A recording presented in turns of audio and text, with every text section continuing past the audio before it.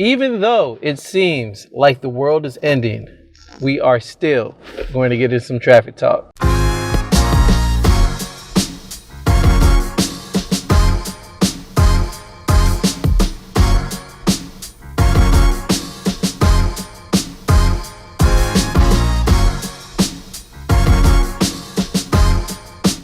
What's up to all my freelancers, designers, and creatives? This is Nathan. Welcome to another episode of Traffic Talk.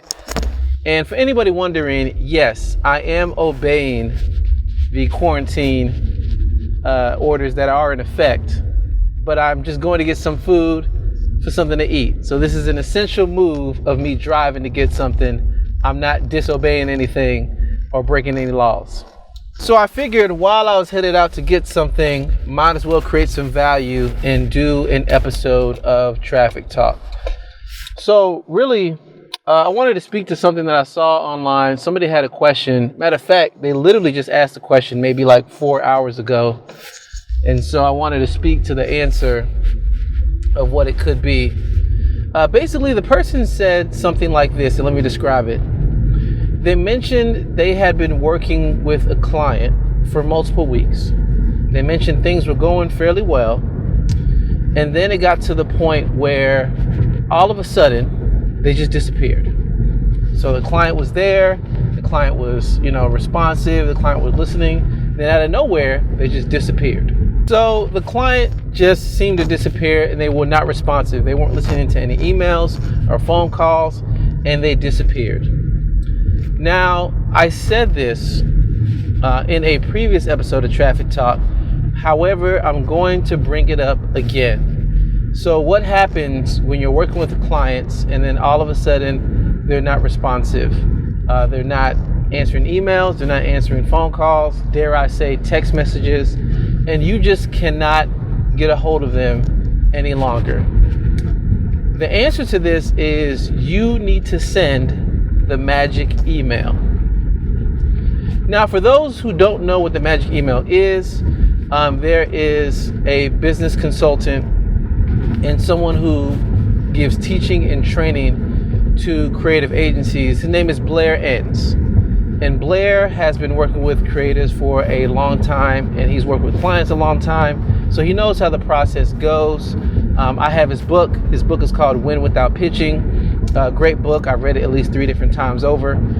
And he said something on how to get people to respond. Now, I've seen other people take this and adapt it, but the magic email is a message you send to your client that is a little vague, but normally has a high response rate when people respond to it. And I'll put it on the screen so you can see what the magic email is.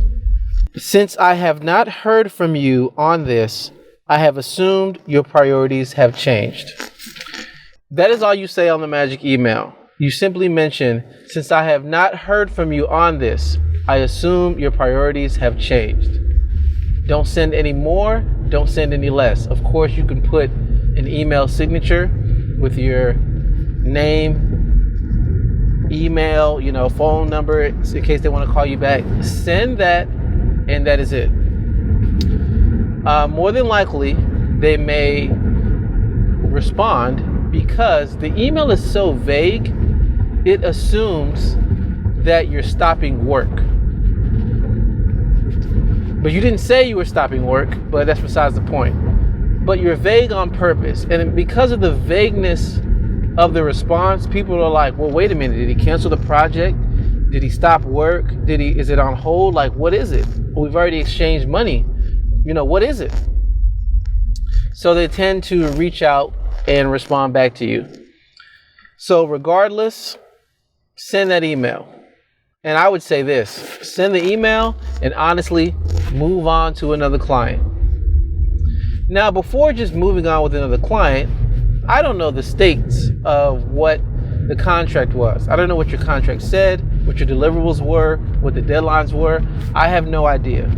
However, the reason I mention move on is I'm hoping that in your contract somewhere, you make mention what happens when the project is stalled or someone is unresponsive or you don't hear from them. Or maybe, it says somewhere in your contract, if the project stalls, you completely bundle up everything you've done. You give them everything that they need up to this point, and just say, hey, I've done everything I needed to do. Pay me 60% because I've done 60%, and we're done. Hopefully in your contract you have some type of language like that, just so no one is caught off guard and you don't have to worry about any repercussions of stopping work. But again, if you've already reached out multiple times to the client, you still are not hearing from them or anything of that nature, that's what you should do. Write the message of the magic email, however you all normally communicate. I don't know if it's a phone call, email, text message, a DM in social media. I don't know how you all talk. Leave a voicemail if you call them. Do all those things and with the magic email and simply just move on. Another reason I'm saying move on is the person who posed this question, they were uncertain on whether or not they should move on. And they're paying for your time to do creative work. They're not paying for time for you to sit there and worry and wonder where they are. Right? You move on. As I've done in the past, I want to take what we're doing away from the creative arena and compare it to something else, just so that you can see what I'm saying is not so far-fetched. Let's say you take your car to the repair shop and they have a question for you on what they should do with your car. They say, look, we looked at the car, we diagnosed it, we found out that you need a new engine. Do you want to move forward with the work? They call you, they leave a voicemail or something like that. Now, do you think the car repair shop should just give you a new engine and then wait for you to come pick up the car? Or are they going to wait to hear from you before they make the effort of putting in the new engine? Even though I posed the question, I think you already know the answer. The answer tends to be no, they're going to wait to hear from you before they do anything.